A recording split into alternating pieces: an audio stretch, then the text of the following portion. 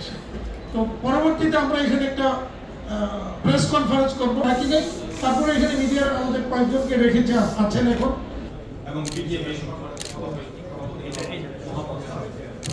তাদের অভিযোগ হচ্ছে যে তাদের ফ্যাক্টরিতে কোনো সমস্যা নাই, শ্রমিকের কিছু দাবি ছিল, ইনিশিয়ালি সেই দাবি তারা সমাধান করেছে, এরপরও তাদের এখানে কাজ বন্ধ। যেদিন বেতন পাইল, বেতন পাওয়ার দিন থেকে পরদিন থেকে তাদের কাজ বন্ধ করে দেওয়া হয়েছে।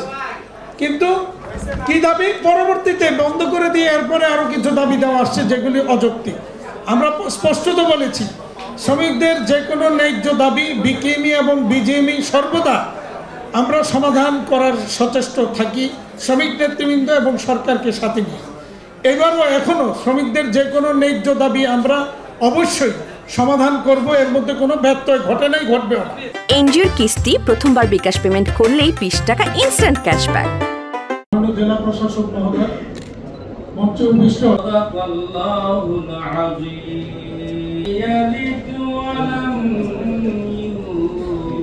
আমার সহকর্মী বৃন্দ বিজেপির সিনিয়র ভাইস প্রেসিডেন্ট খুব স্পষ্ট, আমাদের নেতা তারেক রহমান সাহেব স্পষ্টভাবে বলেছেন কোনো রকম সন্ত্রাস নৈরাজ্য বরদাস্ত করা হবে না। ইতিমধ্যেই দলের বিভিন্ন পর্যায়ের কিছু নেতাকে দল থেকে বহিষ্কার করা হয়েছে। আমরা এই পরিবর্তনটাকে মানুষের কল্যাণে উৎসর্গ করতে চাই। যারা জীবন দিয়েছে, রক্ত দিয়েছে, তাদের সেই ত্যাগকে আমরা আমাদের স্বীকার করে আমরা এই সমস্ত সন্ত্রাসী কর্মকাণ্ড যারা করবে তাদেরকে অবশ্যই দল থেকে বহিষ্কার করা হবে। এবং এই জুট সন্ত্রাসের ব্যাপারে আমার স্পষ্ট বক্তব্য, আমি নিজেও একজন পোশাক শিল্পের মালিক, আজকে 35 বছর এই শিল্পের সাথে আমি জড়িত।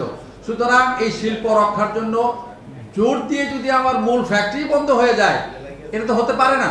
সুতরাং আমি মনে করি বিজিএমই বিকেএমই হাতেম সাহেবকে বলবো, যদি নারায়ণগঞ্জে ওনার দৃষ্টিতে কেউ থাকে দলীয় সব পরিচয়ে কেউ কিছু করে, নিশ্চয়ই উনি তালিকা দেবেন, দল তাদের বিরুদ্ধে অবশ্যই ব্যবস্থা নেবে। এই ব্যাপারে কোনো রকম ছাড় দেওয়া হবে না। এনজিওর কিস্তি প্রথমবার বিকাশ পেমেন্ট করলেই 20 টাকা ইনস্ট্যান্ট ক্যাশব্যাক। শিল্প পুলিশের নারায়ণগঞ্জ সেনাবাহিনী যারা আমাদের এই আন্দোলনে জনগণের, ছাত্র এবং জনতার পাশে এসে দাঁড়িয়েছেন, নেতৃবৃন্দ এবং কলকারখানা অধিদপ্তর। শিল্প কালাপস করলে এই দেশের অর্থনীতি কিভাবে চলবে সেটা আমার মনে হয় সবারই জানা উচিত। আমি ছোট্ট 2-3টা পয়েন্ট বলবো, সময় নিব না। আশুলিয়াতে কিন্তু সমস্যাটা শুরু হয় বেকার কর্মসংঘ নামে একটা ব্যানারে কাজ চাই।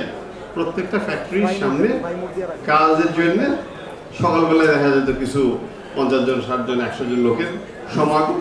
ওইখান থেকে অ্যাকচুয়ালি কাজ চাই বললেই তো কাজ সম্ভব না। এখন কোথাও কোনো ফ্যাক্টরি এক্সপ্যানশন নাই, কোথাও অর্ডার ফ্লো ওভারফ্লো নাই, যার ফলে কোনো ফ্যাক্টরিতেই কিন্তু আর নতুন করে নিয়োগের কোনো প্রশ্নই নাই, প্রয়োজনও নাই। এদেশের সরকার এদেশ থেকে পলায়ন হলো। আসসালামু আলাইকুম। একসাথে মিলেমিশে কিন্তু আমরা কাজ করে থাকি। বিজিএর সাথে পুলিশ, পাশাপাশি জেলা প্রশাসক মহোদয়ের প্রতি আমার কৃতজ্ঞতা। যে বিষয়টি বেরিয়ে এসেছে, যে প্রবলেমগুলো টেবিলে এসেছে, এটি এমন কোনো প্রবলেম না যেটা সমাধানযোগ্য নয়। আমি বিশ্বাস করি এটি সমাধান করতে গেলে সেটি হলো ডায়ালগের প্রয়োজন, এবং সেই ডায়ালগগুলো কিন্তু হয়নি। এবং সেখানে অনেকটা ক্ষেত্রেই দেখা গেল যে শ্রমিক এবং মালিকদের যে দূরত্ব, সেই দূরত্বটা কিন্তু লক্ষ যোজন দূরত্ব ছিল। মালিক পক্ষ তারা মনে করতেন যে তারা তাদের বিজনেসের প্রফিট এগুলোর বিষয় যেগুলো আছে সেগুলো প্রপারলি সেই অনুযায়ী শ্রমিকদের যে দাবি দেওয়া সেটা তারা মানছে। বড় কিছু প্রতিষ্ঠানে বড় বড় বিশেষ করে মধ্যে শ্রমিক নেতৃবৃন্দ এবং আমরা বিকেএমই আছে, জাতীয় ভিত্তিক সংগঠনের নেতৃত্ব দেন, হাফিজ আছে, ওনারা সবসময় একটা সুনাম যে নারায়ণগঞ্জের শ্রমিক মালিক সবাই এই উদ্দেশ্যেই আজকের আমাদের এই সমাবেশটা। আমাদের মাঝে উপস্থিত হবেন সভা সচিব মহোদয় আসবেন, তিনি একটা ফিল করছিলাম আসলে যে এখানে শিল্প কারখানা, শিল্প পুলিশের যে অতিরিক্ত ডিআইজি মহোদয় রয়েছেন।